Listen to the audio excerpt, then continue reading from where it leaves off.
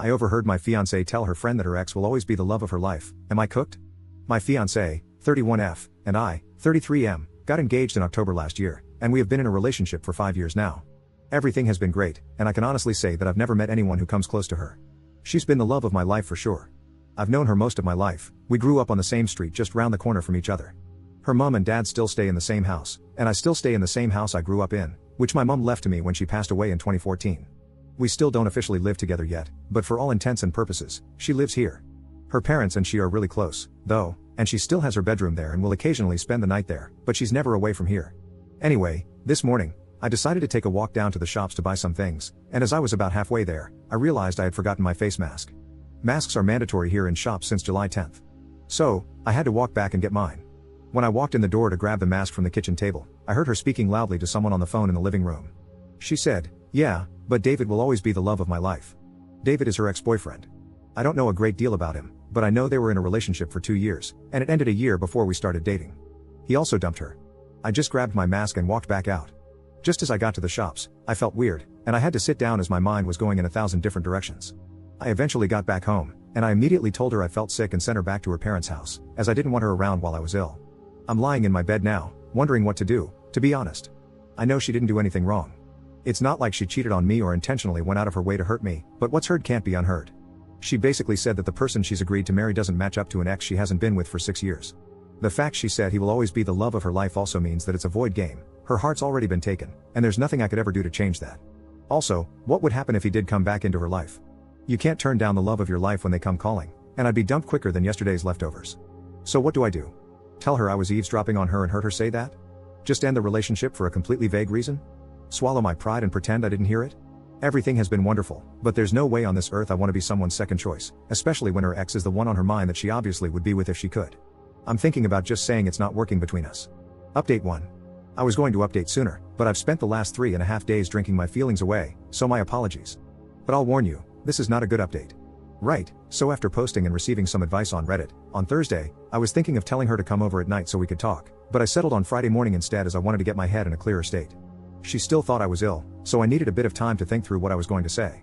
So she comes around on Friday morning, about 8 a.m., with rolls and tuna mayo crunch her mom had made for me along with grapes, sweets, and juice and stuff. I think she could see right away that something was wrong as I must have looked stony-faced, and you could cut the atmosphere with a knife. Anyways, I said to her that I wasn't really sick, and that yesterday as I was going to the shops, I forgot my mask, had to come back to retrieve it, and when I got in to get it, I heard her talking in the other room about David. Her face went completely pale, and she started welling up, so I instinctively stopped talking and just stared at her. She then runs into the toilet, locks the door, and starts hysterically crying, and alarm bells are going off all over the place in my head. Her reaction made me think she didn't know what I heard, so she must have said some other stuff about him as well. I knocked on the door and told her that if she had any aspirations of saving this relationship, she had better tell me everything right now. 30 minutes or so went by, and she finally came out, dabbing her face with a tissue, and told me David got back in touch with her 4 or 5 months ago, and she had been sleeping with him once or twice a week since. I mentioned in my previous post that she will occasionally go and stay with her parents, usually about once a week, sometimes twice, sometimes none. The thing is, I've popped around myself dozens of times over the years to speak to her mom or dad, watch TV, or anything at all really without informing her, and she's always been there, so it's just become routine, and I've never thought any more of it. This has obviously been the times that she's gone to meet David. All I can think of is that the snippet of conversation I heard her having was her friend or something helping her choose between David and me. When I heard this, I lost it. I kicked her out, grabbed handfuls of her stuff, put it in bin bags, and threw it out the door into the front garden. She's still standing there, by the way. I then grabbed my garden hose and drenched the bags with it. I'm not proud of that, it was extremely petty, and in hindsight, I should never have done that. At this point, she ran round to her house, and about a minute later, her dad comes rampaging round, screaming. Her dad and I end up rolling around the front garden fighting, at about 9 a.m. in the morning no less. Police showed up, and half the street was out because of the commotion. Afterward, I blocked her on everything and went to my friend's house where 3 of us spent the weekend and Monday drinking. When I got back to the house this morning, I noticed she had been back in the house at some point. She had made the beds, done the washing, and ironed. I have no idea why she did this. As I'm writing this, she's tried to get in again. I haven't been able to change the locks yet, so I put the door chains on the front and back door, and I heard the chains clanging as she tried to get in. There's also a note that she's put through the door. I don't even want to read it right now. I'm too hurt, hungry, and hungover to even think about what she has to say. Update 2. Since everything that has happened, things have taken a turn for the worse. As many of you mentioned I should do, I sent an email to her father, explaining my side of the story and apologizing for taking things public and embarrassing his daughter, but as I said previously, I acted instinctively. I didn't apologize for fighting him as I was reacting to him coming at me. He basically told me to screw off and accused me of biting his ear for some reason.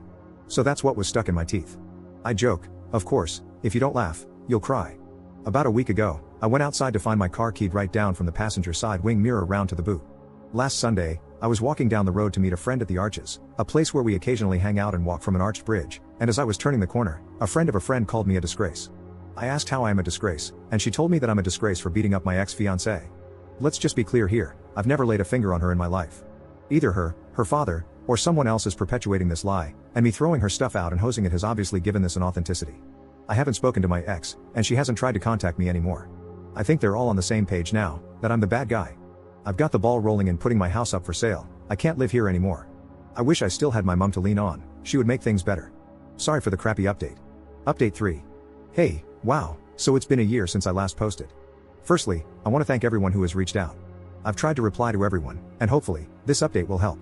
I am still in my house, but I will be renting it out rather than selling it.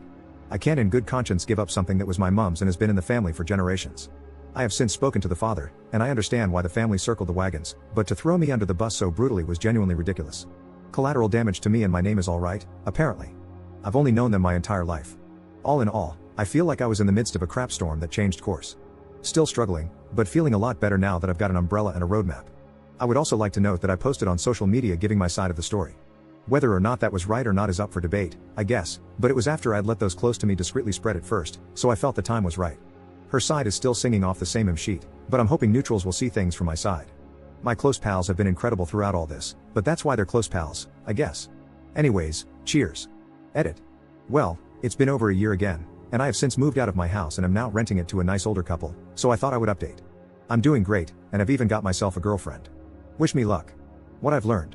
Life came at me fast, but I stood strong, and for the first time in a long time, I'm looking forward to the future.